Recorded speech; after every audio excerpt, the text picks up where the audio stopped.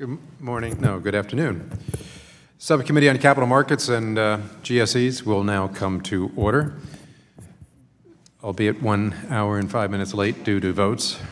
Today's hearing is entitled Corporate Government and Fostering a System that Promotes Capital Formation and Maximizes Shareholder Values.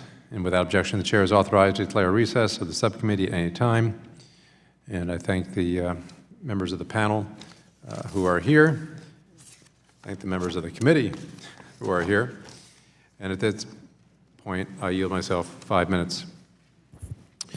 So today, the purpose of this and what the subcommittee will do is to continue our work to do what? To address and improve the laws and regulations impacting the governments of public companies in the United States and ensure that our capital markets remain what they are, the most robust and competitive in the world.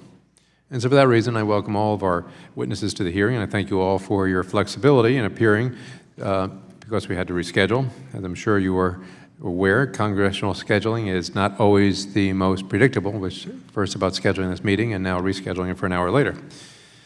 And so as we look into this, the federal securities law, the bedrock, if you will, of our capital markets, were put in place when? 8 decades ago, and it was done so to promote transparency of security offerings and to mitigate and enforce against fraud in the markets. And it was created at the time, the SEC, to carry out this very important mission. As this committee is well aware, the SEC mission is threefold: to protect investors, maintain fair and orderly and efficient markets, and to facilitate capital formation. So Congress and market participants have long understood the SEC's missions as such, the three, and if they have recognized that the securities laws were not created and were never intended to be a vehicle to advance a social or a political or other unrelated public policy goals. In recent years, however, an increasing number of activists, who are often well-funded and very powerful, have sought to turn the SEC's missions on its head, and instead to advance their idiosyncratic agendas by the way of the security laws. And this has then resulted in consequences that range from minor nuisances to humanitarian disasters. Let me give you an example. As was explained in the devastating 2014 Washington Post article and subsequent testimony before the Financial Services Committee, the Dodd-Frank conflict mineral provision has only served to deepen the humanitarian crisis in the Democratic Republic of Congo, and has driven actually more people into destitution and poverty. Of course, the conflict mineral rule is just one extreme, but I think it is instructive in that it shows the type of folly that occurs when the security laws are used for purposes other than what they were intended for. Today, one of the most common vehicles for special interest groups to advance their agendas is the shareholder proposal process, governed under Rule 14A8 of the Securities Exchange Act. And if you look at this, the mischief that has occurred under this rule, particularly in recent years, is caused by a combination of extremely low thresholds for eligibility, as well as the increasing tendency of the SEC to err on the side of proponents, or to the unpredictability in deciding whether issuers should be granted no-action letters and relief for excluding a proposal from their proxy. To highlight just one example, the sudden decision last year by the SEC Chair Mary Jo White to reverse a staff decision regarding a shareholder proposal at Whole Foods has eroded confidence in the SEC's ability to administer an objective and predictable no-action process. What's even more troubling, however, is the increasing political and driven activism by public pension plans across the country. See, the overseers of many of these plans, who ostensibly actually owe a fiduciary duty to the plan's beneficiaries, they are increasingly aggressive in their use of shareholder proposals or other means to target industries or businesses that they simply do not like. Not only is this a distraction for companies and their investors, it can also actually harm the workers and retirees who actually rely upon the income generated by these plans. Why do I say that? Well, because a recent study shows that the more public pension plans engage in social or politically driven activism, the less likely they are to achieve returns for their portfolio. Keep in mind, state and municipal pension plans around the country are woefully underfunded, not because companies don't disclose enough about things like climate change, but because the political elites who are supposed to be looking out for the public workers have overpromised on benefits while chronically underfunding the plans themselves. In fact, one recent study by the Hoover Institute earlier this year estimated that the unfunded liability has reached $3.4 trillion. So I hope today's hearing will allow us to explore ways to reform the shareholder proposal process administered by the SEC, while also ensuring that if a shareholder has a good idea, that it can garner support and that his voice is still heard. This hearing will also examine the impact of some of the politicized corporate government provisions in Dodd-Frank, as well as the SEC's ongoing disclosure effectiveness initiative and mandates under the FAST Act to simplify disclosure obligation. With that, I now yield to the gentlelady from New York for 5 minutes. Thank you. Thank you so much for holding this hearing. Corporate governance issues are often overlooked, but they affect the day-to-day operations of every public company in the country, both large and small. The title of this hearing, Corporate Governance, Fostering a System that Promotes Capital Formation and Maximizes Shareholder Value. Of course, in order to raise capital from investors and thus promote capital formation, you can't constantly strip shareholders of basic ownership rights. If you prevent shareholders from having any real say on how the company is operated, then you will certainly make management's life easier, but you will make capital formation harder. Investors simply won't buy shares if they get no ownership rights in return. One of the specific topics that we are asked to address today is the SEC's rule governing shareholder proposals, known as Rule 14a-8. This rule lays out when a public company is required to include a shareholder's proposal in its proxy statement that it sends out to all shareholders ahead of its annual meeting, and also when a company is permitted to exclude a shareholder's proposal. In my view, both companies and the SEC should always err on the side of including shareholder proposals. After all, it is the shareholders who are the owners of the company. Last year, the SEC took an important step toward restoring shareholders' right to have their proposals voted on at annual meetings when it reversed an earlier decision that would have allowed Whole Foods to exclude a shareholder proposal from their proxy just because it dealt with the same topic as one of management's proposals. The SEC wisely reconsidered the Whole Foods decision and concluded that management should actually not be able to exclude a shareholder proposal that it doesn't like simply by submitting a similar one, but more management-friendly proposal on the same general topic. While this was an important step, I believe there is much more the SEC can do to encourage shareholder participation in the proxy process. For example, the SEC's overly expansive interpretation of when a shareholder proposal deals with ordinary business operations still allows management to exclude a whole number of legitimate shareholder proposals. I believe the SEC should undertake a full review of the ordinary business exclusion, just like it did in the Whole Foods matter, in order to recalibrate this exclusion and make it more shareholder-friendly. Finally, there's been a lot of debate on so-called universal proxy ballots. Recently, I think that this is important. Under current law, shareholders who vote by proxy in a contested director election have to vote either for the management's entire slate of candidates or the shareholder proponent's entire slate of candidates. They cannot vote for some candidates from the management slate and some from the proponent slate. But if a shareholder attends the annual meeting in person, they can pick and choose from the two slates. This makes no sense at all. Shareholders should be able to use the proxy voting system to do everything they could do if they were there in person. A universal proxy ballot would allow shareholders to do just that. It would be a single proxy card that would list both management's directors' nominees and a proponent's nominees, and would allow shareholders to vote for whatever mix of nominees they see fit. This really should not be controversial. It's a common sense thing to do. So I was pleased last year when Chair White announced that she had directed the SEC staff to develop rulemaking recommendations on a universal proxy ballot. And I hope the staff will deliver their recommendations soon.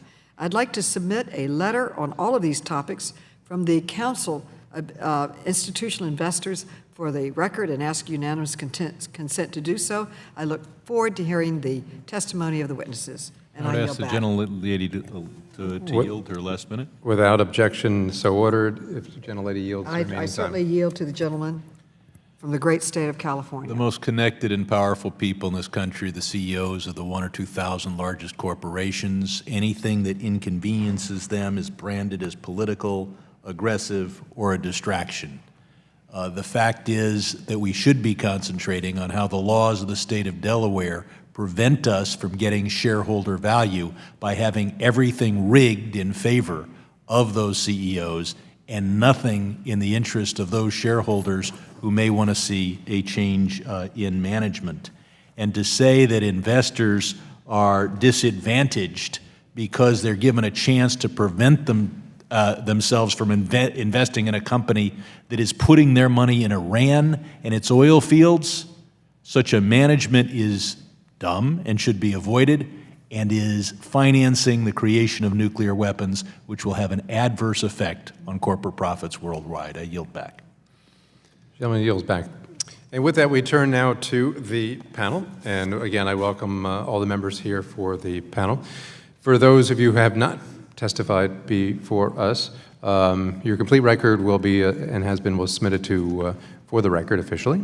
We will yield you 5 minutes. Somewhere in front of you should be a little clock that goes red, green, green, yellow, and red. Green means that you have 5 minutes. When it comes up to yellow, that means that's your 1 minute warning. And then red means you're in overtime. So try not to do overtime. So with that, starting from left to right, Governor Engler, welcome, and you're recognized for 5 minutes. Good afternoon, Mr. Chairman, and thank you, and Ranking Member Maloney and members of the subcommittee. I'm John Engler, as you've indicated, President of the Business Roundtable, Association of CEOs of major U.S. companies, such as Congressman Sherman just mentioned, that operate in every sector of the U.S. economy. And I want to thank you for the opportunity to provide the perspective of these U.S. business leaders and large employers on improving the regulatory environment that governs America's capital markets. We appreciate the committee's attention to these important issues. In particular, Chairman Hensling's Financial Choice Act represents a serious effort to reform provisions in Dodd-Frank that Business Roundtable CEOs have identified as detrimental to their ability to invest, to hire, and expand. I'd like to focus on two issues today: the current U.S. public company disclosure regimen and the shareholder proposal process. First, on disclosure, Business Roundtable believes the country needs a renewed commitment to the materiality standard, the bedrock principle for U.S. securities law since 1933. SEC Chairman White, I should note, has been forceful in her support of materiality, and we thank her for that support. As we documented in a white paper last October, the materiality standard ensures that required disclosure provides investors with the information that is essential to making effective investment and proxy voting decisions. Unfortunately, the adherence to materiality and the materiality principle has eroded. Congress and the SEC have increasingly turned to the disclosure system to address social, political, and environmental issues more effectively addressed through other means, and issues that certainly do not meet the materiality standard.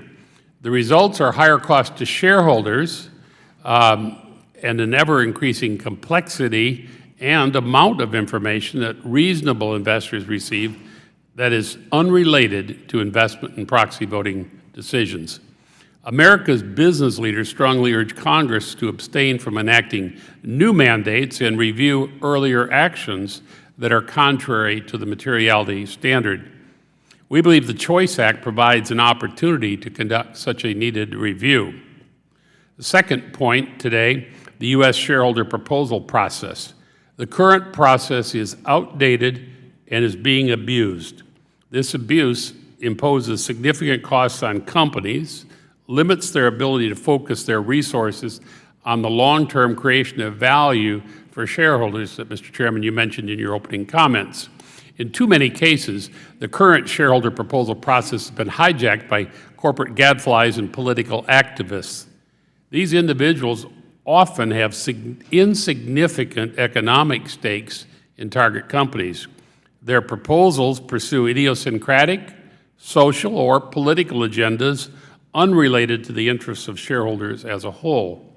They impose significant costs on the corporation, which then are passed on to ordinary investors, senior citizens, savers, retirees. We believe two factors are driving this negative trend.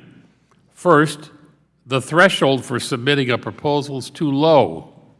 To be qualified to submit a proposal, a shareholder must own only $2,000 in market value, or 1%, whichever is less, of a company's outstanding stock for at least 1 year. The $2,000 threshold in particular falls well short of any reasonable material ownership standard for public companies. And second, it is difficult for a company to exclude proposals relating to general social issues.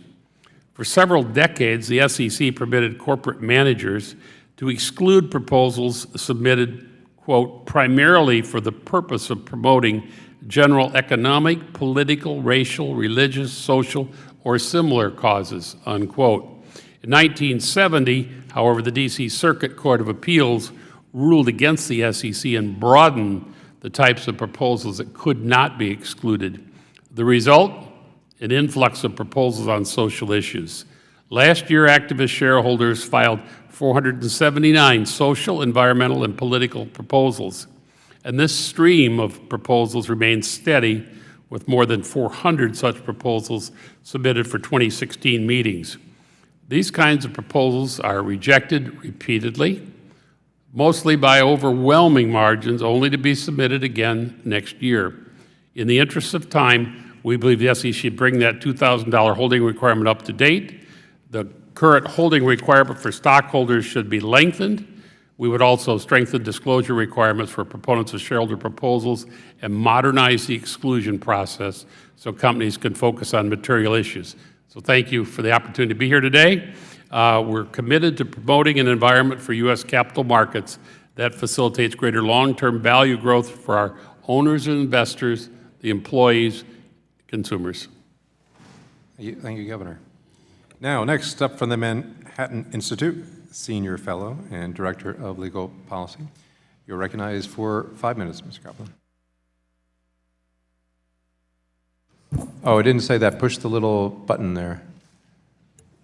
Thank you, Mr. Chairman. Perfect. Ranking Member Maloney, members of the subcommittee, I'd like to thank you for the invitation to testify today. My name is James R. Copeland, and I'm a senior fellow with the Manhattan Institute for Policy Research, a public policy think tank in New York City.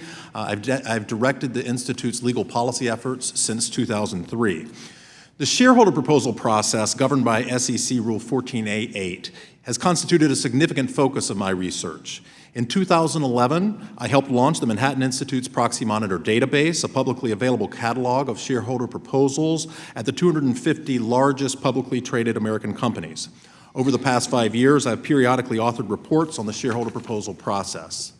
The SEC's Rule 14a-8 permits stockholders of publicly traded companies who've held shares valued at $2,000 or more, as the governor just said, for at least 1 year to introduce proposals for shareholders' consideration at corporate annual meetings.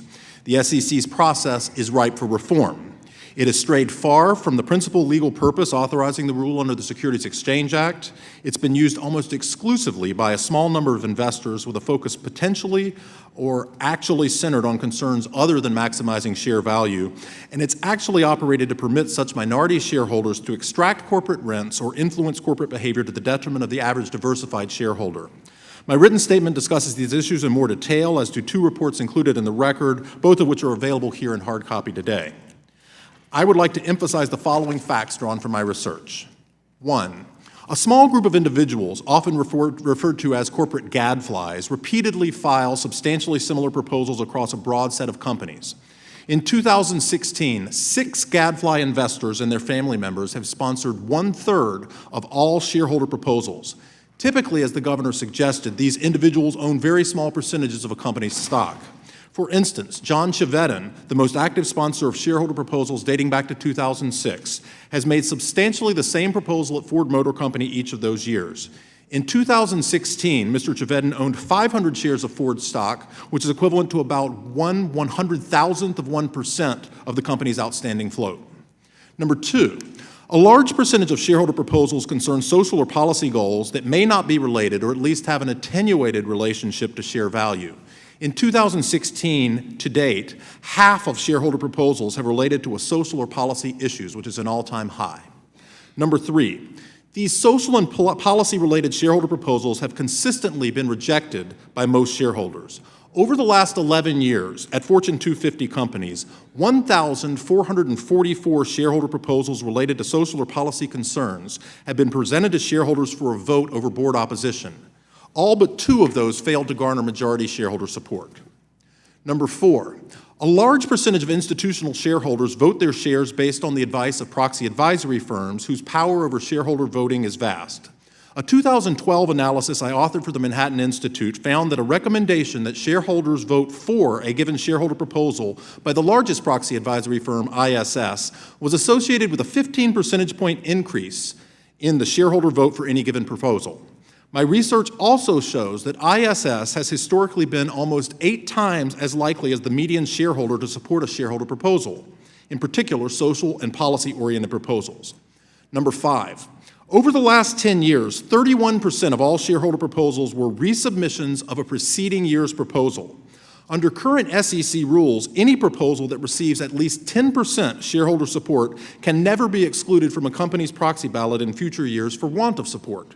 The current SEC rule means that a single proxy advisory firm, ISS, effectively serves as the gatekeeper for shareholder proposal resubmissions. If ISS supports a proposal, it can remain indefinitely on the ballot. And number 6, the ultimate test of whether shareholder proposals are an effective tool is whether they enhance share value. Last year, the Manhattan Institute commissioned an econometric study on this issue by Tracy Weidke, a professor at the University of Tennessee. Weidke found that public pension funds' social issue shareholder proposal activism appears to be negatively related to firm value. As such, shareholder proposal activism intended to affect corporate behavior in pursuit of social or policy goals may be harming the financial interests of the average diversified investor as well. In conclusion, it is hard to argue that the 14A8 shareholder proposal process is functioning well. Rule 14A8 is a long-standing rule that has some utility, but activists have seized upon the SEC's outdated and overly permissive standards to push policy agendas in an effective end run around Congress. Congress has an interest in addressing this situation and reorienting the SEC around its statutory obligation to promote efficiency, competition, and capital formation. Thank you.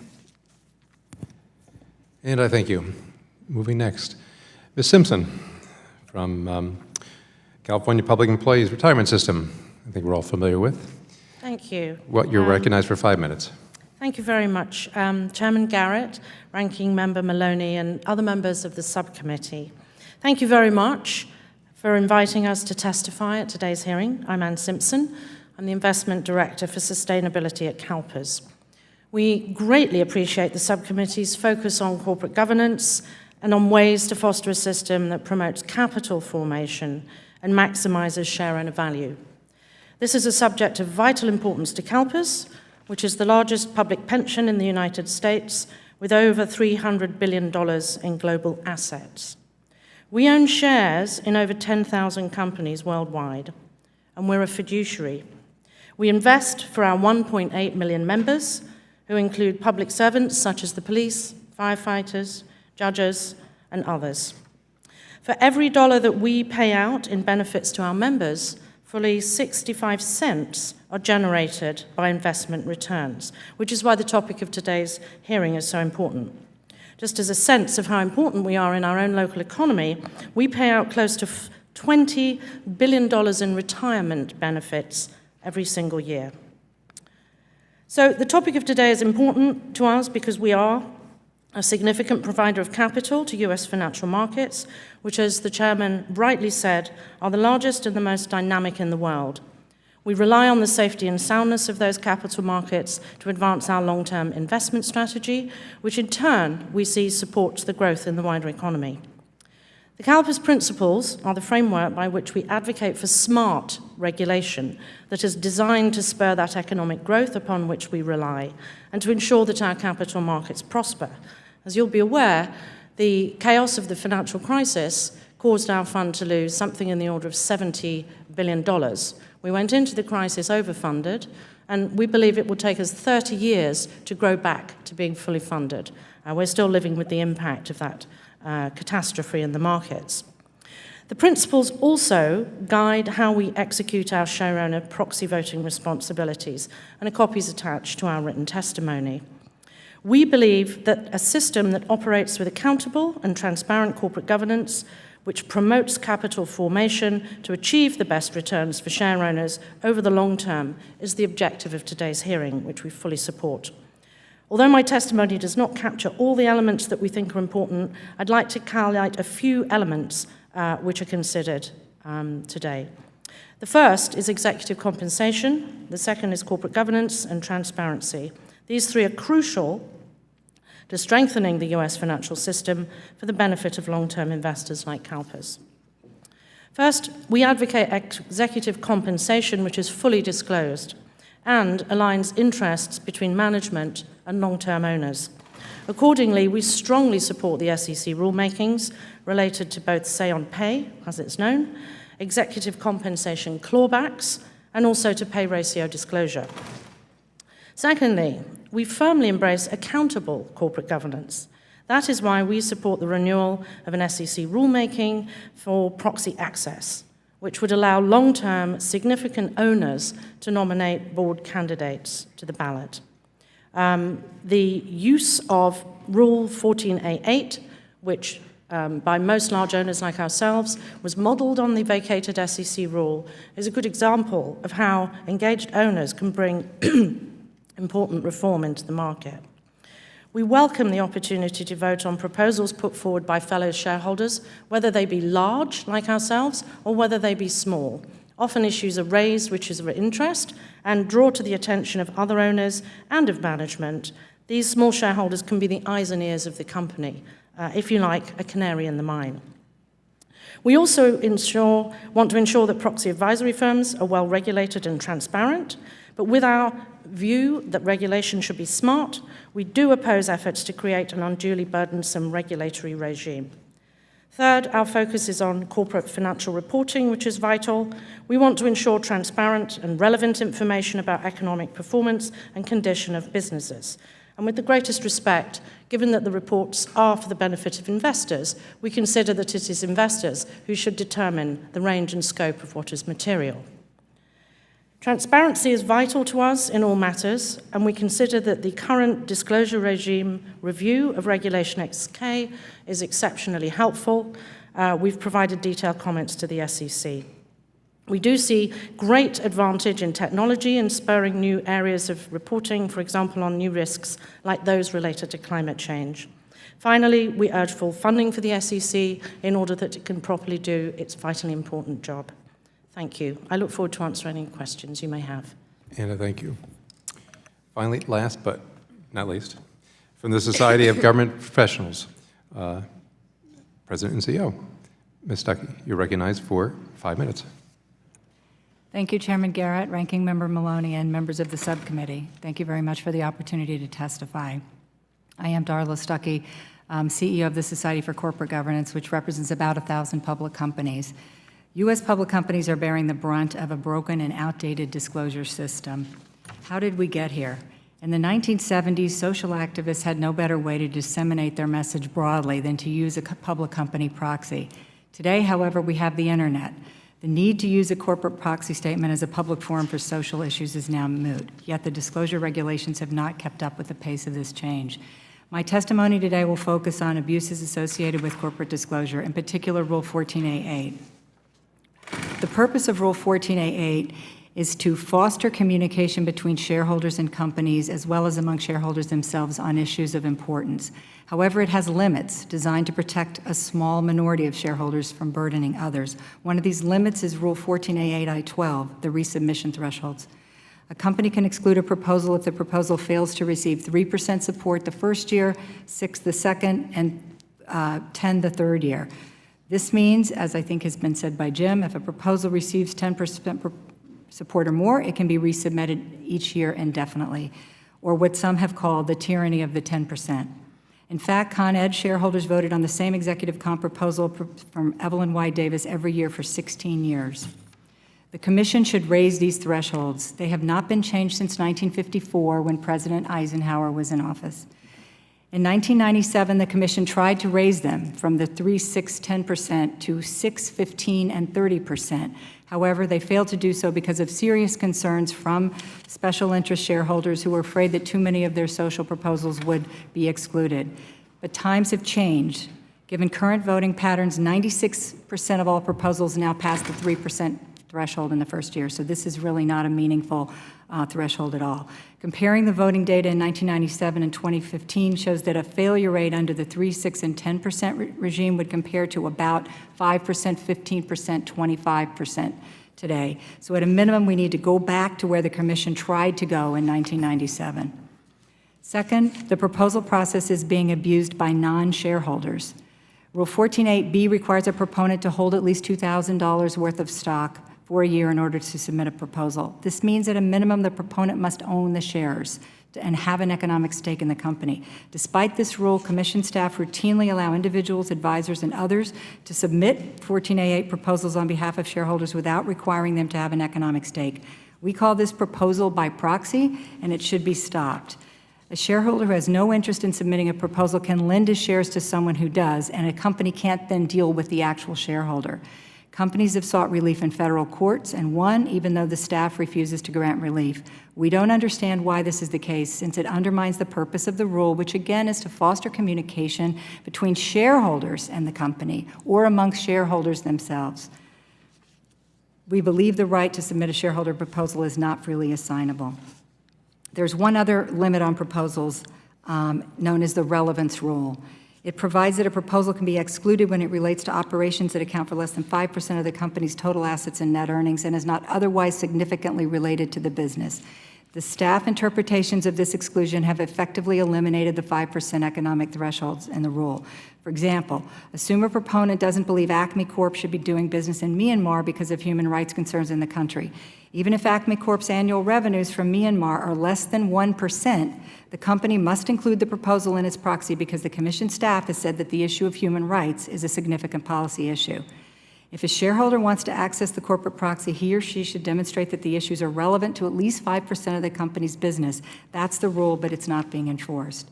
Turning to the materiality standard, we also believe that the standard in TSCV Northway works and should not be changed. We applaud the SEC for undertaking disclosure effectiveness. We just worry that it may open avenues to new special interest disclosure.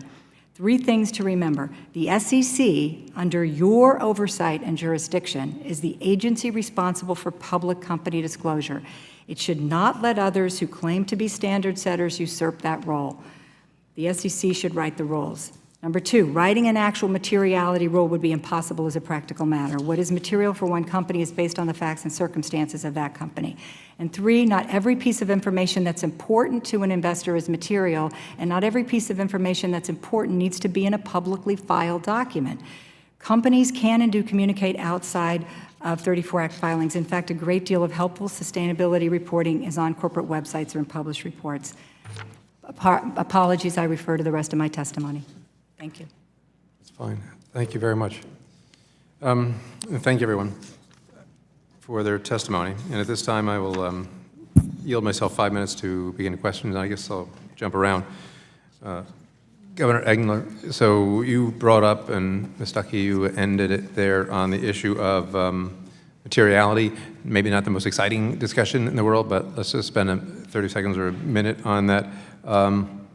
As was indicated by a couple of the panelists, and yourself included, that there's a push now to redefine what materiality is.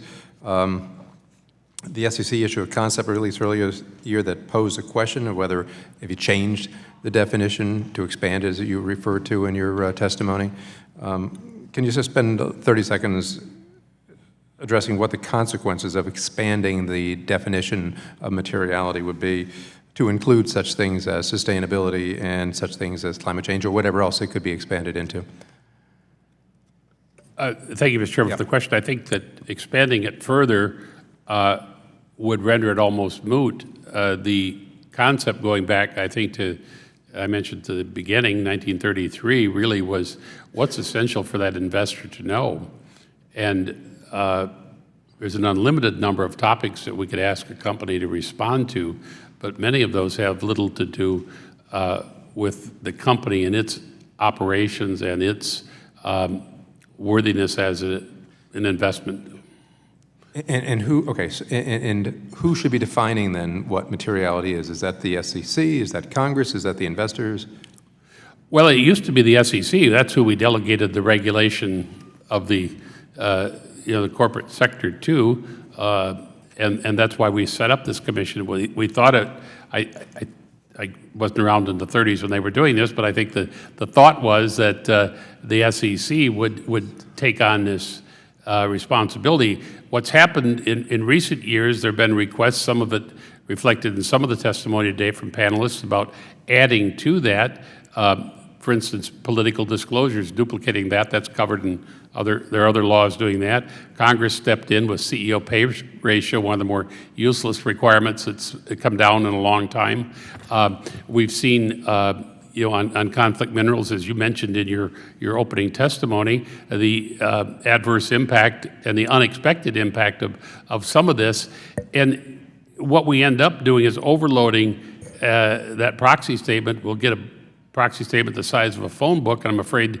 isn't it a case where sometimes too much information, you lose the significance of it? That would be our position. Right, and isn't it also the case, correct me if I'm wrong, is the case some companies make some decision unilaterally, I guess, outside the materiality issue to say we are going to address the issue of sustainability or what have you, and they have the ability and the right to do so, right? That is correct, and there are many companies who, independent of any of their obligation reporting, will issue sustainability reports. We at the Roundtable actually publish an annual sustainability report. Oh, there you go. And Ms. Stuckey, then you made mention on the resubmission thresholds, and actually, did I hear, Ms. Simpson, did you say that one of the criteria should be long-term significant owners? Did I hear that correctly? As far as, I'm jumping around here, I guess, as far as who should meet the threshold for proposing. Did I hear those terms, long-term significant owners, in your testimony? Yep. Excuse me, didn't push the button. That's our view with proxy access. Yeah, right. Because this is actually addressing a fundamental issue in the governance. Our view on the other issues which were mentioned. No, let me just let me just stay on that one. So on long-term significant owner, because the current rule is how long do I have to own it right now? There isn't a rule. Okay, and so when you're suggesting long-term, what should long-term be? For us, it's a minimum of 3 years holding. And I see, Mr. Copeland, you just popped up your hand. So did you want to chime in on that, and then I'll go to Ms. Stuckey. Well, the rule is 1 year for shareholder proposals. There has to be an ownership period for 1 year and $2,000 worth of stock. Right, and is that satisfactory? Well, I tend to agree with the governor that the $2,000 is quite low. The direct cost that's imposed on the company, just the cost of printing, duplication, distribution, substantially exceeds. Now, the time period is a bit of a tricky question, and this is where I may not always agree with the corporate side, and to some degree on these, because I'm not. It's something longer than what we have right now. Things like hedge funds or things like that are coming in. If they've got a big stake and they're trying to turn a company around, to say they can't have a shareholder proposal if they're buying 9% of the company, to me doesn't necessarily make sense. And in the last 13 seconds of where I was going to go with Ms. Stuckey, as far as the resubmission rate, those numbers in that area are surprising to me. You want to address what you were? What do you mean, the ones where we think it should go at least back to where they proposed in 1997? Yeah, we need to get it there because basically it's a sieve and then everything's going through.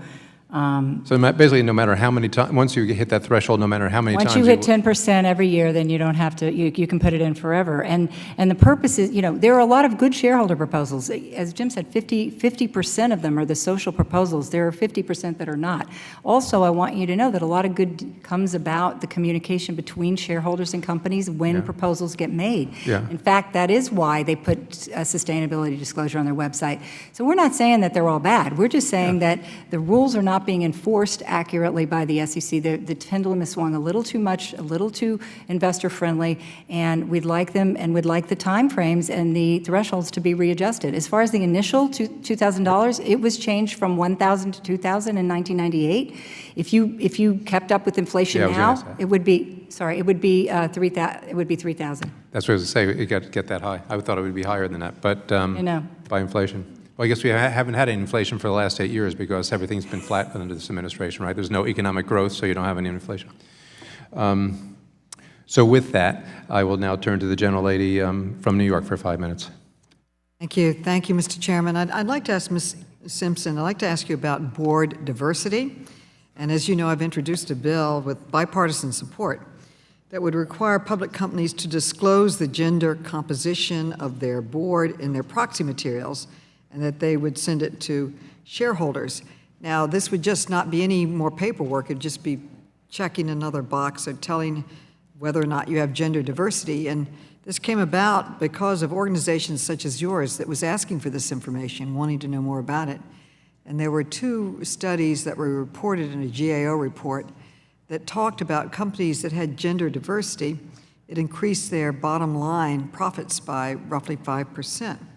Now, I want to thank you for the letter that you wrote in support of the bill, and that you've long been an advocate of even greater board diversity. I was focusing on gender because that was what the research had shown the differential on.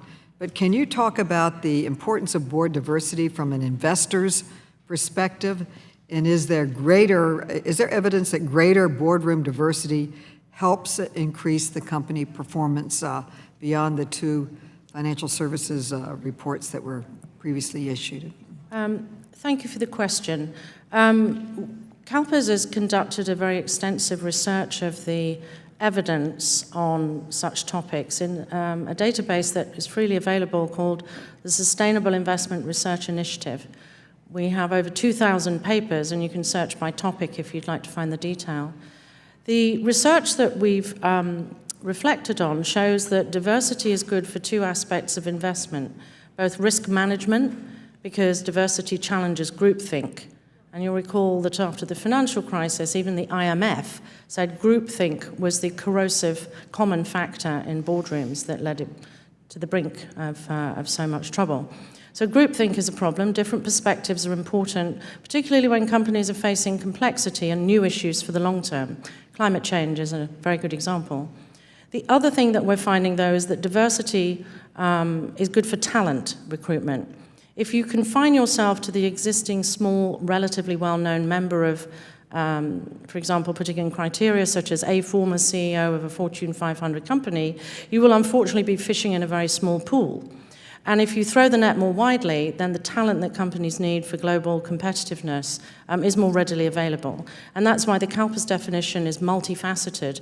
We see gender, race, ethnicity, and very interesting, we had a presentation from Credit Suisse to our board, which showed that for the LGBT community, evidence that companies were inclusive in this regard was also associated with recruiting better talent, and the result was better performance, particularly where financial services companies were concerned.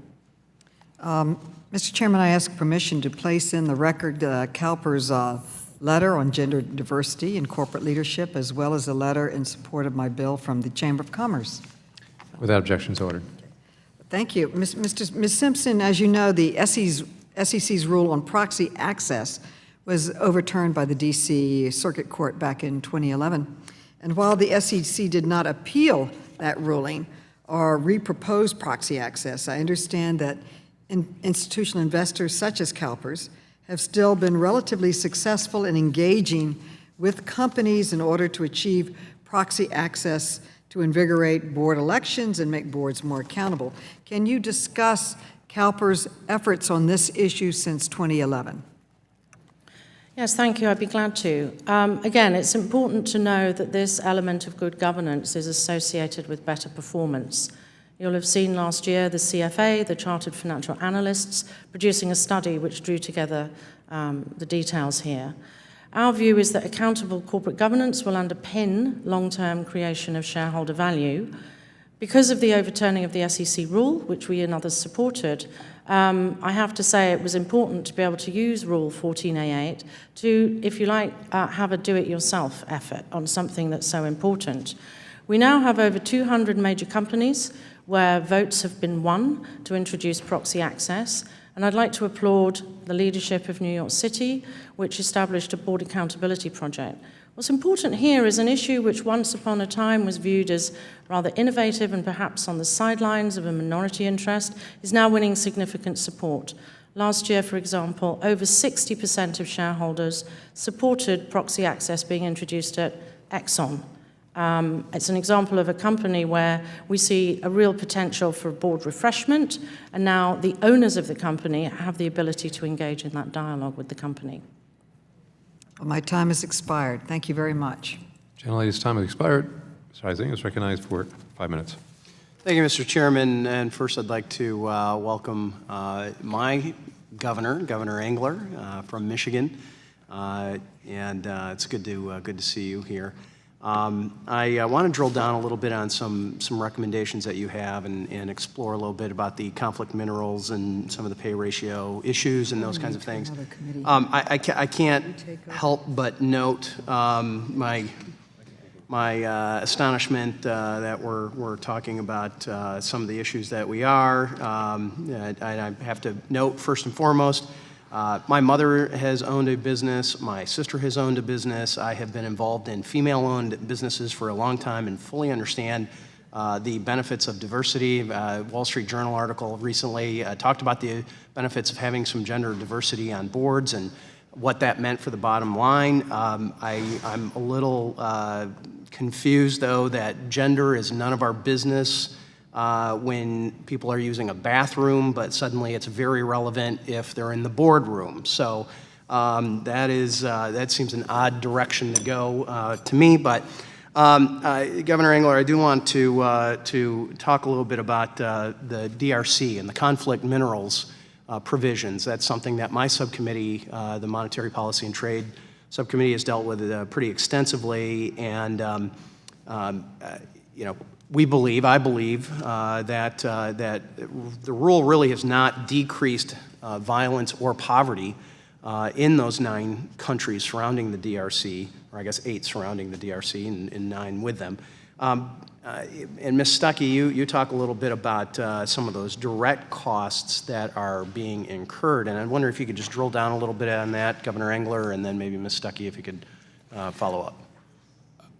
I can respond to the question, Congressman, with perhaps more anecdotal than specific facts. I didn't come prepared to talk about that today, but what I've heard is the following, and we'd be happy to try to follow up on this, but in some cases, the complexities of the supply chains of these major companies are such that literally decisions were made to try to avoid sourcing in that region completely. And so in that case, the idea was, can we find any other alternative to bringing this into play? If I could interrupt one moment, the Minister of Mines from Rwanda sat right where you are and talked about this isn't about conflict-free, it's about Africa-free minerals, and that they are finding that as well, that people are leaving Africa and Central Africa to go find a different source for their minerals. That is consistent with what I have seen reported on, and as I said, I've heard anecdotally. I can't document company by company or which even sector, but that has arisen. The second challenge that has been talked about is simply the sheer cost of trying to run down a supplier to a supplier down that chain, where the risk is such that it accelerates this trend to maybe even move off the continent someplace else, because the risk of making a mistake is too great. And despite your best efforts, there might be a tier 3 supplier who suddenly has bought something in a market that you were not monitoring them, they were reporting to you. But this is the challenge with this, and I think there's no one, certainly among the membership of the Business Roundtable, who would knowingly do anything that would further violence in Africa, but at the same time asking them to try to play this kind of a policing role is a very difficult challenge. Ms. Stuckey, you mind? Yeah, there's a new Tulane University and Ascent Compliance Group study that says the cost of compliance with conflict minerals rule is now estimated to be about $710 million. And when you read that against the GIO report from last month, you see that companies still, even at this cost, companies still can't tell whether they have minerals from the Congo or not. And I've heard the exact same things that Governor Engler's heard about, people not going to Africa, and, there's issues with different mines all feeding into one smelter. So, and then there's the fact that you have to have it audited. Why would you take the risk that you're going to make a mistake if if you've got to sign on the dotted line for it? Again, that's the problem with putting stuff in the 34 Act documents. Not to mention the fact that countries that were not big producers of many of these have now suddenly overnight become big producers where those minerals are coming out of, even because they fall outside those 9 defined countries. But with that, I know my time has expired, and I appreciate the opportunity. Gentleman's time expired. Gentleman from California is now recognized for 5 minutes. Mr. Chairman, this has been an interesting week for corporate governance. We learned that one of the most respected institutions on Wall Street countenanced 2 million bank fraud transactions committed by 5,300 people, and that the top corporate managers devised the system to put incentives and threats of firing on the lower-ranking employees, that they maintained this system knowing that there were at least 1,000 employees they had fired for fraud, and that they failed to monitor whether these accounts were actually authorized. And so in this week, when we find about 2 million criminal, fraudulent transactions at just one big corporation, we're told that the only problem in corporate governance is that CEOs are annoyed having to talk about shareholder proposals. A real corporate governance hearing would not be one where we would consider a bill put forward by the chairman of the full committee that would eliminate the clawback provisions applicable to this case. Clearly, those who left the company, or those who are staying with the company, and got $100 million bonuses and incentive packages should be called to answer, but the SEC hasn't finalized the regulations. We're throwing around the term gadfly, and so I checked with Jeff Foxworthy about what it means. If you care about conflict minerals, you might be a gadfly. If you don't rent Iran to have a nuclear weapon, you might be a gadfly. If you get proxy advice rather than simply automatically signing whatever management wants you to sign, you might be a gadfly. If you fail to get your proposal adopted the first time and have the stick-to-itiveness to propose it again, you might be a gadfly. And if you believe that Wall Street values are not the sole determinant of human morality, you might be a gadfly. This is a hearing about whether we're going to have real capitalism, where the owners control the companies, or whether we're going to continue to have crony capitalism, which is so much more popular. The PACs that contribute to members of Congress are all controlled by the CEOs.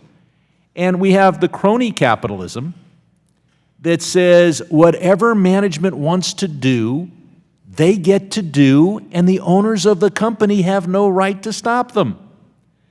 Now, part of the attack on capitalism is to tell investors that it is virtually illegal for them to consider anything other than earnings per share in making an investment. That if they choose to care about not investing in Iran, that they're prohibited from doing so and they won't be given the information. I would say that it is the SEC's job to protect investors, and that means all investors, including those who care about Iran's nuclear programs, about conflict minerals, about the money that is going from corporate treasuries to this end around our campaign finance laws. Investors who are deprived of the right to know basically have their money taken from them. They can't make their own investment decisions. Ms. Simpson, we're here to protect shareholder value. Is it true that your organization is the shareholder for far more shares than anyone else on all the rest of the panelists combined? Does PERS have more than than Mr. Copeland's organization? How many billion are we talking about? CalPERS is responsible for over $300 billion as a Okay, fiduciary for if anyone on the panel controls over 100 billion, can you please raise, no hands are going up. So we're here to protect shareholder value, but we only have one major shareholding organization testifying. Mr. Engler, you proposed that the $2,000 figure was too small, but then you said it should be a longer holding period than 1 year. Our tax laws define long-term investor, sometimes as 6 months, at best 1 year. If we're going to say that you're not a long-term investor for purposes of the proxy statement, shouldn't we take away your capital gains allowance as well on the same basis? Well, let me be clear. You're making some headway in your effort to regulate corporations. In 2000, we had 6,000 of them, and you've got it down to 4,500 now.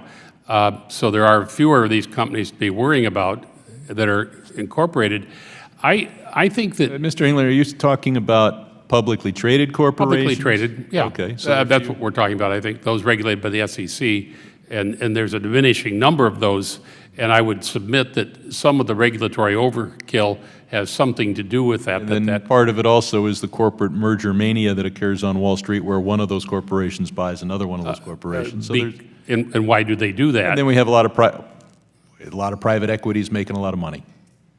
Well, Anyway, are you holding out for more than a 1 year period of time that somebody has to invest in a company in order to put forward a proxy proposal? I want to restore some balance to a process, and I think $2,000 ownership share I'm asking about the held length for of 1 time. year Length is of not time. enough. Are you arguing, I know you're arguing for more than $2,000. Yeah. Are you arguing for longer than 1 year? I would personally make that a little bit longer, yes. If we do the tax code as well, I'll be with you. I yield back. Emma yields back. Mr. Holmgren is recognized for Thank you, Chairman. Thank you all for being here. I have the privilege of representing Illinois, just west of Chicago. We have a number of outstanding public companies headquartered in Illinois. John Deere is one of the best respected brands in the country. It also employs thousands of people in Illinois and across the country.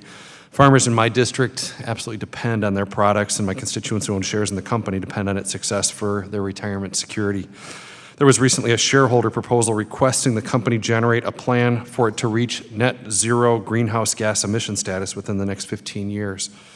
While I agree companies should be striving towards energy efficiency, it doesn't seem to make sense that someone with an incredibly small stake in the company should be able to have such a powerful influence over its affairs.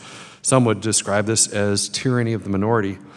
Governor Engler, in your testimony, you discussed the need for modernizing the current shareholder proposal process due to it being hijacked by a very small minority. I wondered, could you talk about the cost the current process imposes on public companies? Congressman, yes. I mean, we think the cost is substantial, and it's worsened by the fact that even after that proposal with those minimal requirements was presented once and voted down, it could be resubmitted again the next year and the year after that. So these costs are accretive over time. We do think that looking at the company's financial reports, the company's performance, and the material information is the way investors ought to make a decision on whether they own or not own a company. This is a big challenge. You know, in Illinois with the public pension funds, what kind of trouble they're in with the investments they've made, and their performance isn't terrific. We would like to see, I think, obviously more growth in America so that we have an economic performance that's much greater than we have today, but we would also like to see U.S. headquartered companies regulated by the SEC being able to perform better with better results. And I don't have a specific dollar amount. It varies company by company, but as my colleague Mr. Copeland testified, when you're down to 0.0001%, it's a pretty de minimis investment to create cost for a company, and then those costs are borne by the investors. I'd like to dig into that a little bit, just with the $2,000 ownership threshold for submitting a shareholder proposal. Do you know when that was originally put into place? From your testimony, it doesn't sound like you think this is really a reasonable threshold anymore.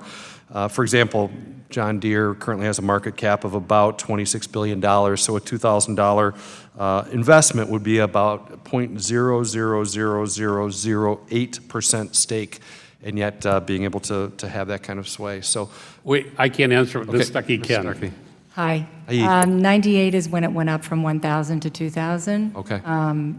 I guess the 1,000 was probably the original number. And let me just, on a number for the cost of shareholder proposals, just direct cost, $90 million a year. Wow. Doesn't sound like a lot, but it doesn't include the board's time and the other people in the corporation's time that they have to deal with it. Okay, we talked a little bit about the one-year holding period requirement for submitting a proposal. Do you think that 1 year is sufficient? Governor Engler, I'll address this to you. Are we Sure. certain that these are investors who are interested in the long-term growth of a company? Again, if they only hold it for a year, do we have that long-term commitment? Well, I mean, I know we previously had an effort to kind of link this to tax law, but I think we're really talking about, tax policy is tax policy. Right now, we're in a big fight with the EU about some of their, what I think are wrong tax policy. But in this case, we're talking about management of a company which, is over many years. And we know that companies are bought and sold. Companies emerge and some become obsolete and go away. But for the longer term interest, I would think that a shareholder would want to, and we would want investors to be around for more than 360 days, and that's what we're saying. And we're not here to, we're actually working on a paper to kind of try to be even more granular about what we think might be a better idea. What we're saying, what we've got today is clearly inadequate. Let me jump to one thing real quick. I just have a little bit left. Retirement security is an incredibly important issue for my constituents. As you've mentioned, I've championed the Encouraging Employee Ownership Act in the Financial Services Committee, and also recently co-sponsored the Empowering Employees Through Stock Ownership Act, which allows an employee to elect to defer income attributable to certain stock transferred to the employee by an employer.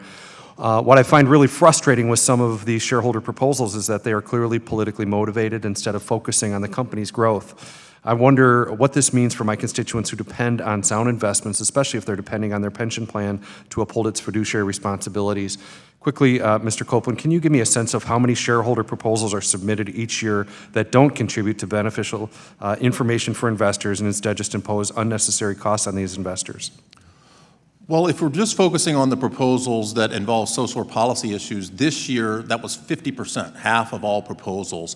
And I'd also like to refer the committee, as I mentioned before, what we've included in the record is our study by Professor Tracy Weidke, which shows specifically for public employee pension plans that those public employee pension plans that have been pushing those social proposals through shareholder activism, it's associated negatively with firm value. So it's something that I would worry about as a policymaker there in Illinois or in any other state. My time has long since expired. I yield back, but may follow up with written questions if that's all right, just to get some more information from you all. Thank you very much for your time. Appreciate it. Chairman, I yield back. Mr. Scott. Yes, sir. Thank you very much, Mr. Chairman. I'd like to address this to the entire panel and maybe get your thoughts on this, because I think it's very important and deals with Section 13F and the reporting requirements. And a recent petition to the SEC uncovered what I personally believe is a shortfall in today's disclosure requirements for institutional investors. And that is this. As written today, Section 13F requires reporting requirements in the Securities Exchange Act. It requires that institutional investors report their long positions in companies within 45 days after each quarter. But not included in that disclosure are the short positions they take. And we tried in Dodd-Frank to fix this by giving the SEC authority to require short position reporting. But the deadline for these reports was once every month. So you see there's a mismatch here. One is 45 days, the other is 30 days. So I think it would be helpful for us to know from each of you, are you aware of this discrepancy in the first place? And then secondly, what is the impact of this disclosure and the inconsistency of it? And what will this impact be on the markets? 45 days, 30 days? I can start if you want. Yes, Ms. And maybe Stuckey. the 13F is part of what's called the beneficial ownership rules. It's got 13D as well, which is a 10-day rule. We think that these rules, again, it's an example of they're outdated. The timeframes haven't been brought into the modern era. The idea about 45 days to put in your long positions, I think was around because you needed the time to actually produce those numbers. Now those numbers can be produced in a day.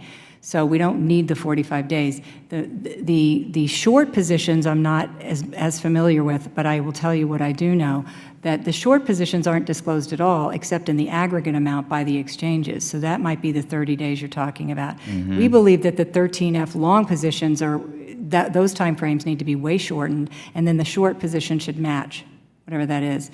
Just leave you with this.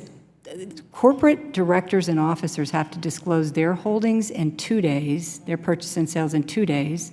Companies have to disclose what they do, anything that's of interest on an 8K in 4 business days.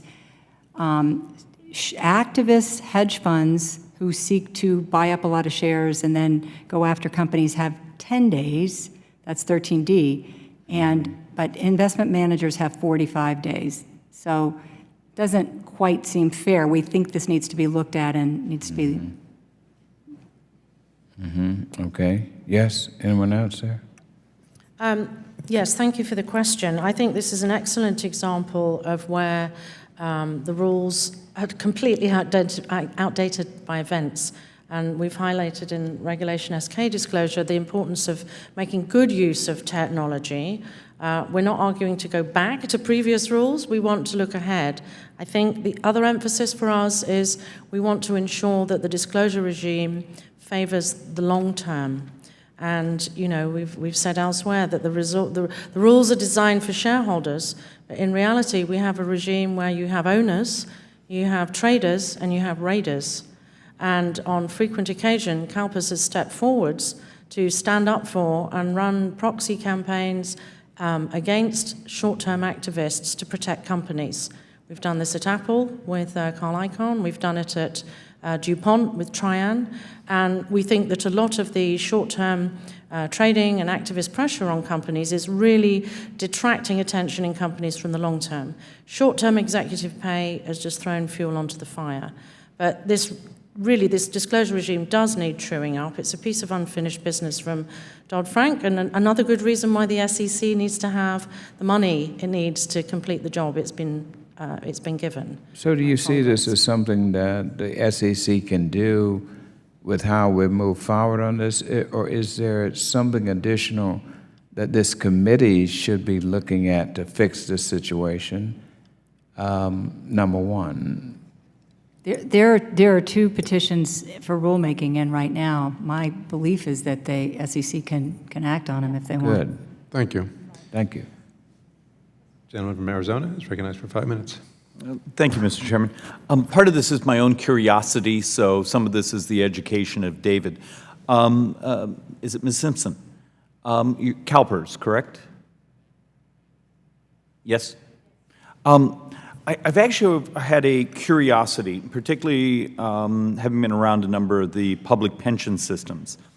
At least in Arizona, we had always had the discussion that, okay, return to principal and maximizing safe yield was, our sort of fiduciary and sort of moral ethical obligation to our current members and our retirees and yet I know around the country we've had a number of public pension systems that have that sort of specialized sort of fiduciary relationship with their participants, and parts of their investment committee have gone on certain tangents.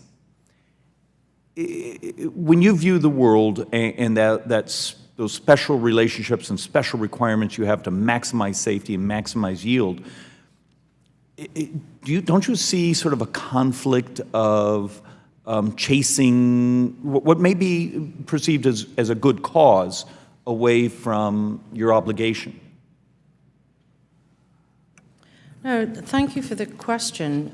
You're highlighting the single most important issue for all pension funds, and that's fiduciary duty. CalPERS fiduciary duty is set out in the California Constitution, so it cannot be overridden by special initiatives, proposals, or the legislature. Well, but exactly to that point, because, and I don't mean to use CalPERS because I don't know enough about CalPERS, but let's say I have a system that's only funded in the 70%, so I have a substantial shortfall in my actuarial soundness. And sometimes when an investment board gets together, we often appoint people who may represent certain union groups, certain political groups, certain professional staff, and I get someone who has a, shall we say, a bug under their bonnet over certain social or societal issues. What happens when that starts becoming either being woven into proxy fights, board seats, investment policy? How do you avoid that? It's avoided by having the fiduciary set out at the highest law of the land. There is no room in California law for the situation that you've just described to take place. Okay, so in that sort of situation, would you ever consider that maybe those of us in financial services should consider maybe even a federal additional shoring up of that fiduciary, that if we ever saw a particularly public pension system that actually had a shortfall, so they had that if they were to violate that safety, soundness, yield sort of principle, that there might be penalties to be paid. I mean, would that be a rational approach for us, just to make sure that the fidelity to the fiduciary, if you can say it that way, is upheld?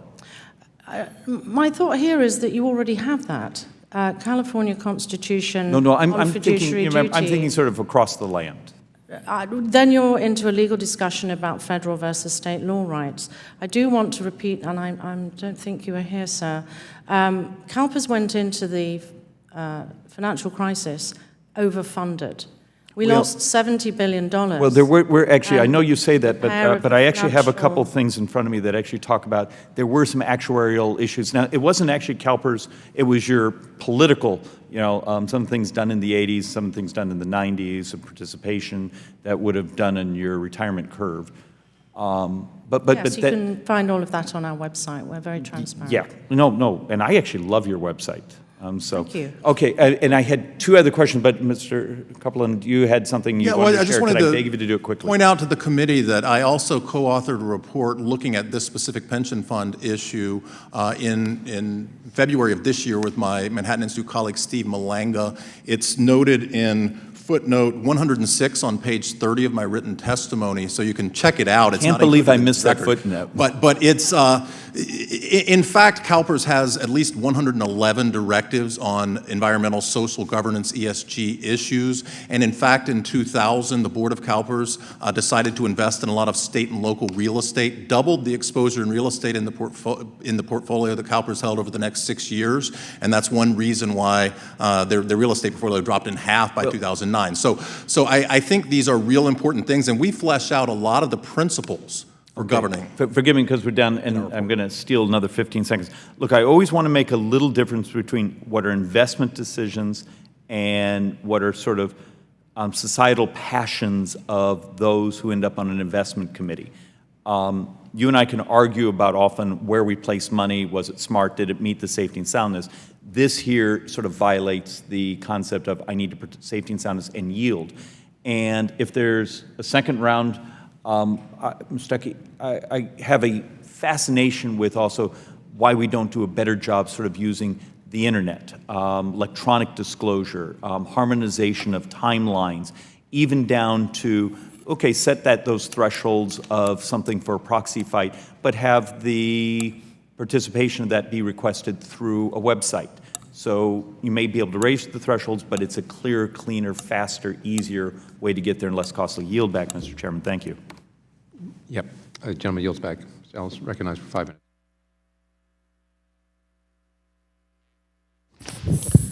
Thank you, thank the chairman and the ranking member. We have been talking quite a bit about corporate governance all week long, and I don't think anybody in America missed the situation in the Senate where John Stump, CEO of Wells Fargo, was questioned and in a banking hearing yesterday by every senator. The CEO of Wells Fargo created a corporate culture that demanded low-level bankers, folks making $12, $13 an hour, to sell customers 8 different products. I guess I'm not surprised, but it obviously led to a very difficult situation. 5,300 people selling over 2 million, making over 2 million fraudulent transactions.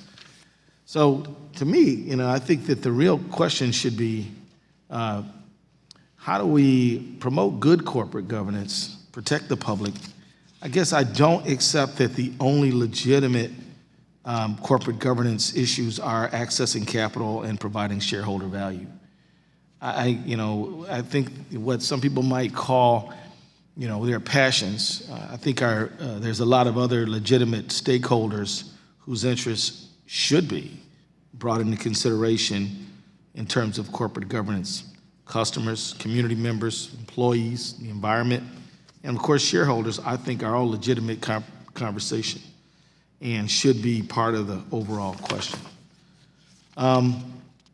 In Sarbanes-Oxley and in Dodd-Frank Wall Street Reform and Consumer Protection Act, we clarified what good corporate citizenship means. Obviously, it should not require staffers to open 2 million fraudulent accounts in order to earn a living wage, but it should be more than that. And when executives enable fraud, there should be consequences. One of those consequences should be clawbacks of executive compensation. And we know who the people are who would be responsible. And whether or not they admit to the responsibility that they bear in these over 2 million fraudulent transactions or not, when you're running the show, you can hardly deny that you are deeply implicated in it. And there should be some level of accountability. And I think that it is this single-minded pursuit of just shareholder value that probably leads to problems like this. And so I think it's good that we open up a broader lens. So let me just ask a few questions. Ms. Simpson, does CalPERS support Dodd-Frank's clawback requirement? Thank you, sir.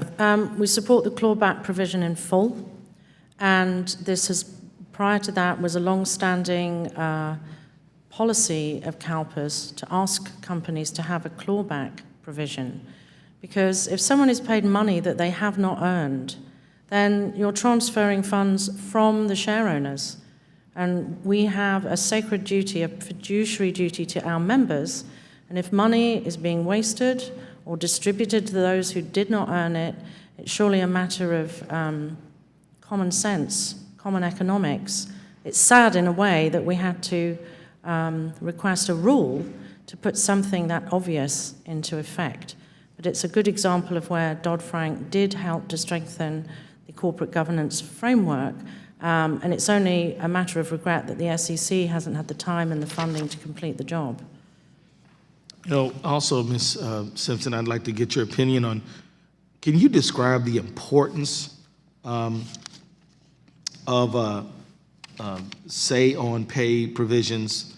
There is a provision that would require companies to disclose a ratio of the compensation of its chief executive officer to the median compensation of employees. Is this, I guess one of the witnesses didn't think this was a meritorious idea, but I wonder if you would offer your views on what you think about this particular provision. We found say-on-pay to be extremely beneficial because it's got companies' attention. I would say, in CalPERS' experience, in the 10,000 companies we invest in, as say-on-pay has become introduced into different markets, companies want to answer your phone call because there's now a vote on something of great importance to the executives. So So we have their attention. That's very important. Secondly, what it's done is give us a halfway step if we're unhappy with the board's decisions. I think that many investors worry, if pay is going wrong, is this something where you should just vote against board members, the compensation committee? So I think many investors have found this a very important signal. In other words, you can say no, but you can say it in a safe way. We typically have voted against 20% of the proposals that have come our way. It's much in excess, actually, of the proxy advisory firms that were being discussed earlier, as though they lead the investors by the nose. I would say quite the reverse. It's a good example of that. And also, we've seen improvement as a result of investors' greater oversight. For example, lengthening of performance periods for pay plans. And that really gets at the heart of a real challenge in the capital markets, which is getting incentives aligned with the long term, so that executives are thinking long term in the same way that we, the owners, are. Thank you, Ms. Simpson. Thank you. The gentleman yields back. Ms. Field is recognized now for 5 minutes.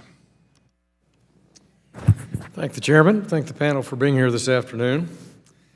Good discussion so far, and one certainly the committee's been interested in for the past year. I do want to start out talking about the proxy firms, ISS and Glass Lewis. I haven't heard much discussion about them since I've been in the room. So I'd like to have the panel comment on those. Question would be, what are the feelings about them serving in this capacity as sort of the proxy advisor and vote recommender, and yet they sell services to the companies that they oversee? We'll start with you, Governor Engler. We've stated on the record and have written to the SEC relative to our belief that there are conflicts that exist when you're on both sides of the transaction, where you're, on one hand, making recommendations relative to different aspects of corporate governance, and at the same time offering to sell to the company a strategy for them to solve those problems and then get their score higher. So we've encouraged some of the work that's been done both in Congress and some of the work that's underway at the SEC to begin to address this. Is your problem the fact that it's just on paper an obvious sort of conflict, or do you think that you don't agree with the advice? Well, sometimes the advice is based on incomplete, inaccurate information, and one of the remedies that we've suggested is that before the proxy firms go out, and sometimes they go out very late in the process, and there's no time for the company to correct the record, that there ought to be, if you will, a draft report that at least the company has an opportunity to comment on and say you're factually wrong. There have been these cases where it was discovered and corrected, but there have been other cases where it simply came too late and it was not able to be corrected. Mm-hmm. Ms. Simpson, I'll turn to you, Mr. Coleman. Let me ask Ms. Simpson about that, just representing the from the pension side, your comments. You're certainly big enough, if you wanted to, you could not rely on proxy advisory firms. So what's your view on that? Thank you for the question. We don't rely on proxy firms. As you rightly say, CalPERS has a very large, well-qualified staff. We engage with typically over 1,000 companies a year directly, talking, visiting them visiting us. And our primary source of information is the company, and that is extremely important to us. However, we do find it useful, as we do with all of our financial decisions, to have a wide range of different information. And you can see from CalPERS' proxy voting record that it doesn't reflect the advice of the proxy voting firms that we use. But on any investment decision, we buy data, we buy information, Bloomberg, MSCI, Standard & Poor's, Moody's, wide range of financial analysis, and we see this as helpful as going into the mix. We make our own voting decisions. That's essential. You can do that, and I think that's terrific, but a lot of people, like the rest of us, can't. And so I'm an economic investor. I'm interested in maximizing the value long-term of my retirement assets, for example, and so as a personal investor, I might not put a big premium or on ESG type proposals personally, let's say. But don't I have to live with that because the 401k or the mutual fund companies that I use, a lot of them are using one of these two companies. So doesn't it take away a right maybe of an individual investor? Mr. Copeland, what do you think on that? Yeah, I do think that's a significant consideration, and I've done a fair amount of research on proxy advisory firms. It's available in section 5 of my written testimony. And ISS has a hard job, as does Glass Lewis. I want to make that clear at the outset. I mean, by its own estimation, it helps 1,600 clients execute 8.5 million ballots, representing more than 2 trillion shares annually. And to do that, it's got an annual budget of about $120 million as of 2 years ago when it was owned by a publicly traded company with about 700 employees. So that's a very tricky job to execute. The problem is, as I stated before, the problem is there's a misalignment between what ISS does and what the median shareholder wants. And ISS nevertheless has a significant impact on the percentage vote that you see because of smaller institutional investors. Big pension funds don't have to compete for capital. Mutual funds out there in the market do, and so they're doing everything possible to minimize their cost structure. What that means is being a more efficient voter isn't a smart strategy for them. A big company like a Vanguard or Fidelity can do it, but smaller mutual funds aren't going to do it. They're going to rely on the proxy advisor, and what that means is, based on our econometric analysis, controlling for other factors, ISS acts as effectively a 15% owner of the Fortune 250 when it comes to shareholder proposal voting. That's an enormous amount of influence that's placed into play. Now, it's not necessarily going to tip the ballots over. These social policy proposals that ISS is more likely to support, they're 8 times more likely to support a shareholder proposal than the median investor is. That's what our research finds. So what it means, though, is that ISS can be subject to capture by the institutional investors that have an interest in certain issues, be they social investing funds or be they public pension funds that are often led by, as New York's funds are, partisan elected officials. And in doing so, they can move ISS's positions away from that of the median shareholder, and precisely because of these very low resubmission thresholds that the governor and Darla talked about, it means ISS can effectively keep an item on the ballot indefinitely, even when 88% of shareholders are voting against it every year. Gentlemen's time has expired. I think we've been around one time, and without objection, we go around a second time as we wait. So I guess it is to go back and forth. Oh, good. I'll go. Ms. Simpson, obviously you make your own investment voting decisions. Oh, no, never mind. Restart the clock. I was going to make my comment, but okay. Not everyone has your largest staff. Would you prefer your fellow voters and shareholders get professional advice or just rubber stamp whatever management tells them? Independent advice is always a good idea. The interests of share owners and management are usually pretty well aligned. You know, ultimately we're on the same side. Yes. We want companies to do well. We want prosperity. We want good returns. I represent a lot of your members. I couldn't agree more. But unfortunately, there are areas of conflict. Executive compensation is a great idea.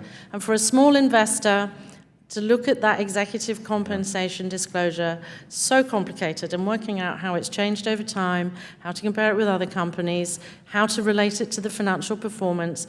Gee whiz, you need a PhD in something to work that out. So I think that in the free flow of information in the markets, Would you feel better as a major owner of Wells Fargo if they had a good clawback procedure that would make sure that any executive who perhaps left the company recently with over $100 million would have their compensation adjusted for what was really happening? CalPERS has had a policy on clawbacks in favor of clawbacks, which are simply unearned rewards, which come out of share owner funds. We've had that policy before Dodd-Frank. We'll continue to have it and hope the SEC rulemaking is possible, to all be finished and wrapped up soon. But it's an essential, it's an essential principle of fairness, of common sense, of alignment of interest. I'd point out if Dodd-Frank had been promptly implemented, Wells Fargo executives might have the right incentives, and Wells Fargo might have 2 million fewer accounts. but it's taken the SEC a long time. We hope they get there. I'll also point out that if the chairman's legislation is passed, then all future corporations will not have the clawbacks that would have been relevant to Wells Fargo. Now, I've heard an estimate of $90 million as the cost of some level of shareholder democracy. One of the witnesses said that that was the cost of dealing with these proposals, didn't include board member time. How much shareholder value is lost because of crony capitalism, where boards prevent mergers, acquisitions that would have increased shareholder value, but were not in the interest of the board members, and especially not in the interest of the management that kind of selected them? Do you think that if every board decision on whether to agree to a merger was made in the shareholder interests, that shareholders might be enriched by an amount, say, over $90 million? Looking at the numbers just on Wells Fargo, we have about $1 billion in that company, equity and debt, and then we've lost So on you this lost- episode about 11%. Yeah. So something over $90 million just in the one Just company. on that one company, reaction market, just that. from one Yeah.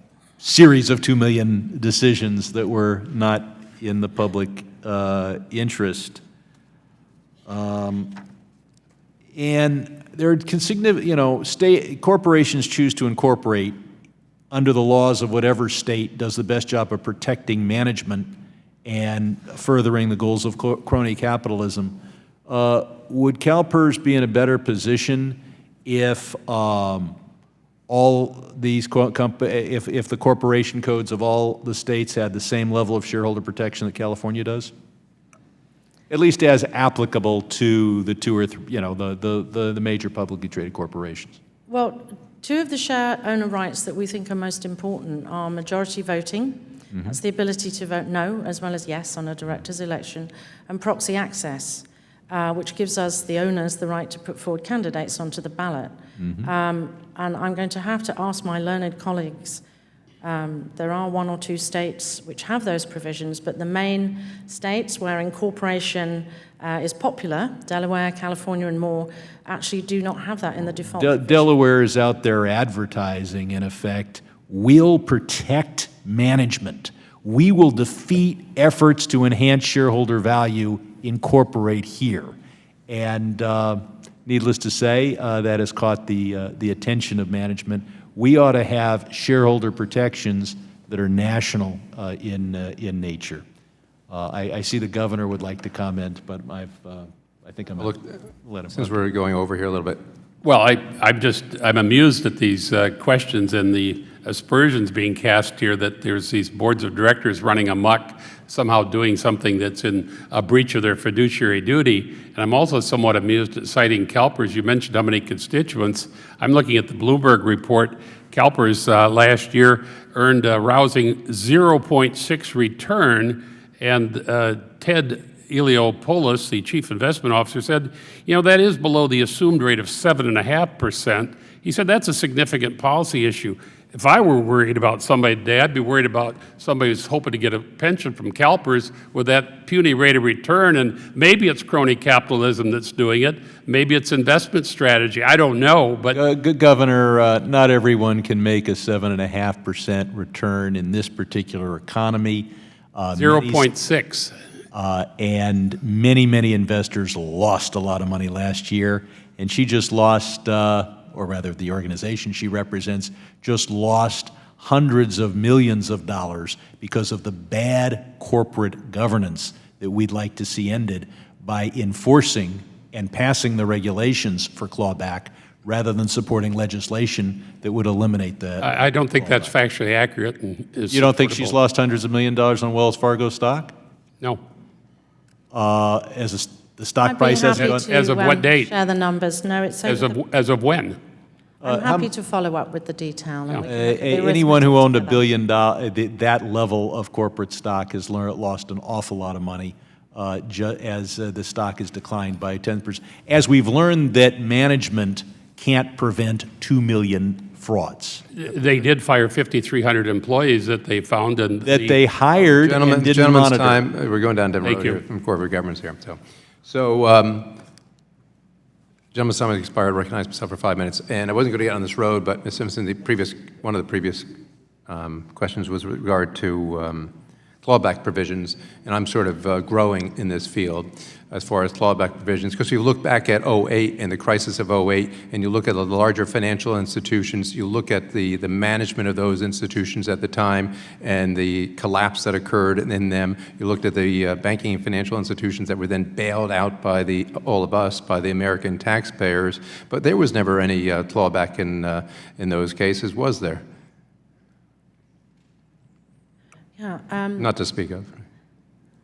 no, we had a policy throughout those periods, and it was dubbed pay for failure, but Darla has a comment about Sarbanes-Oxley. Sarbanes-Oxley has a clawback provision for the financial institutions, and all the big financial institutions, I can almost assure you, have clawback provisions. But we saw a number of the CEOs and the COOs getting fairly large salaries during that time and afterwards, and we saw those companies then basically fail or be wrapped around by the government, and I don't remember that I saw them being any clawbacks for their salaries. And then we also saw... The reason why you might not have seen it is because they don't always publish who they take money back. I've asked some of them, actually, the former COOs, whether they were clawed back, and they said no. And we also saw another thing, a phenomenon was called, what was it called? Bureaucratic parachutes for some of these companies who then, when their COOs or what have you, leave the companies, and they basically get paid to go into government. But we see that with our own Secretary of Treasury, don't we? That they get paid lavish salaries, the company fails, and there's absolutely no clawbacks. Mr. Copeland? Well, I just want to shed some empirical light on this because you have a number of shareholder proposals that involve executive clawbacks or what are so-called golden parachutes. They're really change in control or government service types of provisions. They almost universally are voted down by a majority of shareholders. Part of the reason for that is I think that there's concern in terms of recruiting the right talent about that. Things like government service are things that a company, shareholders may want to have, and what they usually are involving are situations where they've got options that haven't vested, and they'll accelerate those so there's no conflict of interest for the executive when entering the government. But I just want to emphasize that Let me by and large, shareholders vote against those proposals. Let me just go to the Governor Engler here. One of my opening comments, let's talk back again. This is the no action letters by the SEC, right? You saw them back in Cracker Barrel in '97. I made reference to the one by Mary Jo White back in 2015 where she reversed course on that. Can you spend 30 seconds on that, of the process that the SEC currently uses, the reversal process that the SEC currently has engaged in? And so does the current no action process, is it an effective method that they're using right now, or is this creating uncertainty, as I guess they call it a decentralized issue-by-issue process that's going on right now in the market? It certainly is issue by issue, but I would say the uncertainty is what is the problem in I'm looking for my in my written test. Oh, there we go. Thank you. We were in the broader testimony. I didn't get a chance to speak this, but we had suggested revisions to the no action letter process, and we said since it's done at the staff level, we were arguing maybe it ought to come up to the actual appointees, the commissioners themselves, because they actually bear the ultimate responsibility. And when you get it down at the staff level, issue by issue, situation by situation, leads to inconsistent guidance, and that's the difficulty. And going off of the previous comment prior to this, as far as Mr. Copeland, you were making reference, and I can't get your exact words, but I'll throw it out and you can bring me back to it. So you're saying some of these institutions are actually investment firms are, politicized, if you say, as far as who's actually running them. They're politicians. I don't think that was your exact words. Can you talk again about that? Because as their returns, their involvement, their position on the issues versus what you call the average Yes, what Professor Weidke's study, which should be included in the record, showed was that the social issue investing, when that was the focus of the shareholder proposal activism by public pension funds, they had that was associated with lower firm value than with those focused exclusively on other issues or than private pension funds, which was really sort of the test case there. But then you push that to who's making these decisions. I thought you referred to, well, these are appointed people, elected officials. Well, that's certainly part of it. Part of the Copeland-Malanga paper that I referenced that came out in February is looking at the actual board governance of the pension funds. They focus a lot on the board governance of corporations, but when you actually look at their board governance, it tends to be abysmal by the same standards they want to hold corporations to. And looking at, say, New York, where the sole fiduciary is an elected partisan official and then is filing most of the shareholder proposals, the funds are filing most of the shareholder proposals involving corporate political spending, we think that's an issue, particularly where we have found an association between the likelihood that a Fortune 250 company draws a shareholder proposal involving corporate political spending and lobbying and the propensity of that company's PACs and executives to give disproportionately to Republican candidates. So is it fair to say the bottom line on that is that you see a poorer rate of return when these social issues are involved, where it is truly the case of crony capitalism, but it's crony capitalism in the worst sense because it's connected to politics and the politicians being involved with it? Sure. At the end of the day, the pension funds don't have to compete for capital, and at the end of the day, often there are constitutional backstops, so the taxpayers will make up the deficits that the governor was talking about. Gotcha. Thank you. Mr. Ellison? Thank you. Now, I'd like to just ask about what the potential impact of some of the provisions we're looking at regarding disclosure might be. Section 450 and 451 of the Chairman's Wrong Choice Act would repeal the registration requirement for private equity fund advisors in Dodd-Frank, and with it, all the other protections in the Investment Advisors Act, aside from books and record-keeping requirements that the SEC may impose. Similarly, we just considered H.R. 5424 on the House floor, which would have diminished the number of protections for investors in private equity funds, including basic disclosures like the change in ownership of a fund's advisor. And so I wonder if you all care to share any views on this issue. I'd like to know what you think the importance of the current disclosures and other requirements that apply to private equity advisors, and whether there is a need for even greater disclosure. Maybe we can go to other panelists, but I'd like to start with Ms. Simpson. Thank you for the question. Over half of CalPERS portfolio is invested in public markets, but about a quarter is invested in private markets. And we have to understand that companies may begin in the private markets and graduate, and sometimes they're in the public markets and, go back into the private markets. So for us, looking at the question of transparency and accountability, we're providers of capital into both public and private markets. So it's extremely important for us that the private equity universe matches our requirements for transparency and accountability. So this proposal is a matter of great regret. We don't think that it will assist with investors providing capital into this form of asset class, and it's one which is exceptionally important for our overall rate of return. So capital formation is just as important for companies coming to market as it is for those returning back to the private markets, and we need to see a level playing field. We think that's good for capital formation, and therefore it's ultimately good for the companies too. And if the companies do well, we do well, and that's how our investment returns will improve, is if the market returns improve, which is why the governance agenda is so important. Any other panelists want to offer a view? Well, I'll offer one, just in the sense that I think it's important to distinguish between a publicly traded corporation or a broad-based mutual fund and a private equity fund. I mean, we have a system of securities laws that applies to publicly traded corporations under the premise that we're protecting small shareholders that may not be sophisticated, and so we want to make sure that enough information is getting out there to protect those small investors. Private equity funds are quite different.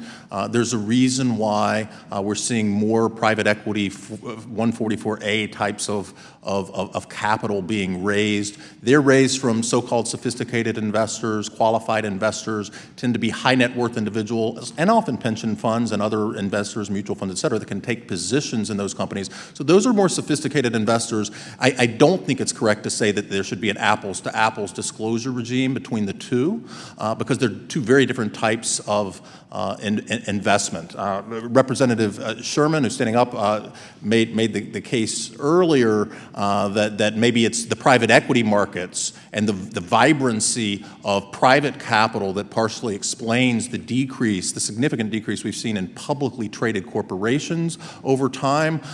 That may or may not be true, but we certainly don't want to discourage that option by applying rules that are intended for small investors to qualified, sophisticated investors.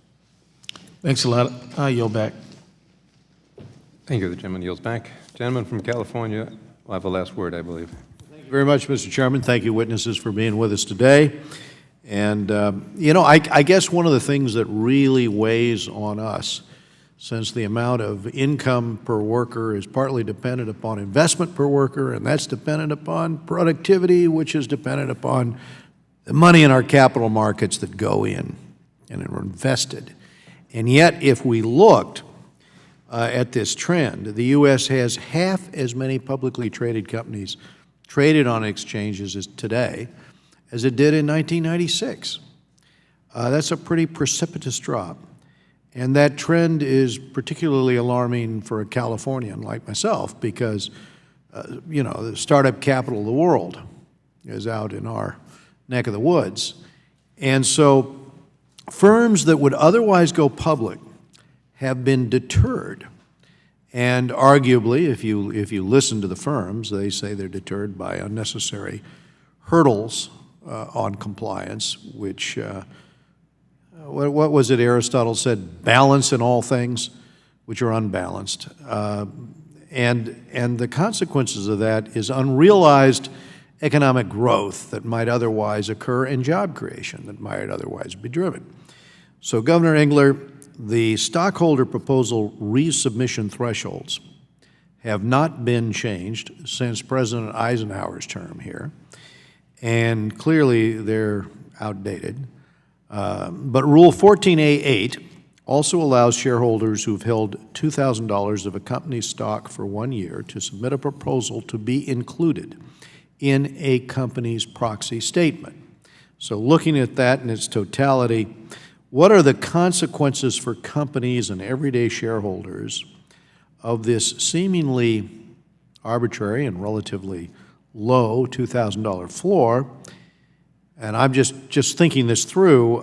For example, just 20 shares or 0.000000003% of Apple's worth, then you have that included in the company's proxy statement. How will scaling this barrier of entry to a company's valuation benefit shareholders, and how would it benefit public companies? How would it benefit the economy?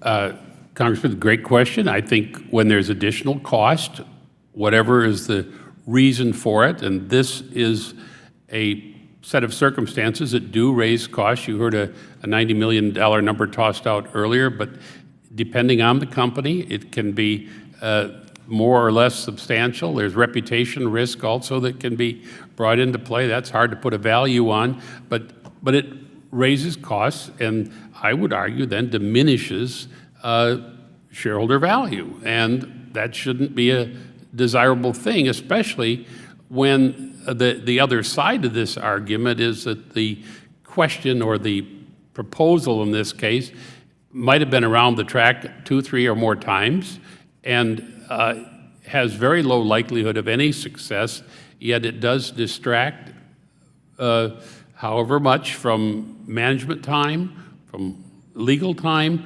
and And it adds also, I think, complexity to a proxy statement, which ought to be focused, as I testified earlier, on the most material things that can help an investor decide, do I want to own this stock or should I sell it? So again, we've got half as many publicly listed companies trading on the exchanges. So I'll ask you, Governor Engler, also about no action letter decisions from the SEC that have been arguably erratic and inconsistent, especially since the Whole Foods case. Right. How has the growing failure to dismiss immaterial proposals impacted shareholders? And is keeping this decision process at the commission staff level appropriate? What does Congress do here? How could Congress help on this? Mr. Congressman, I think that the first step is, can we get the SEC back to work on this, and can the commission itself address this? They've got it within their own rulemaking authority to handle this problem. It was really created, we felt, by the staff initially. We're surprised that it wasn't addressed. There's a division clearly in thinking over at the commission, and so they punted on it, but the punt ended up putting a lot more, I would say, proposals with relatively little merit before shareholders, and it was unnecessary. Well, I thank you. I thank the panel here, and Mr. Chairman, I think my time has expired. I'm sorry, gentleman yields? Gentleman yields back. And with that, I thank you all again for your time and input and the answering of the questions. We obviously touched upon some things that are off where we thought we were going to go, but that's all good as well. And with that, thank all the witnesses. The chair notes that some members may have additional questions. Actually, some already indicated, Randy indicated they have some, others may have them as well. They will submit, if they do, they will submit them in writing. Without objection, the hearing record then will remain open then for 5 legislative days for members to submit those questions to you, the witnesses, and then to place your written responses into the record. Members also will have 5 legislative days to enter extraneous material into the record for inclusion as well. And without objection, this hearing is adjourned.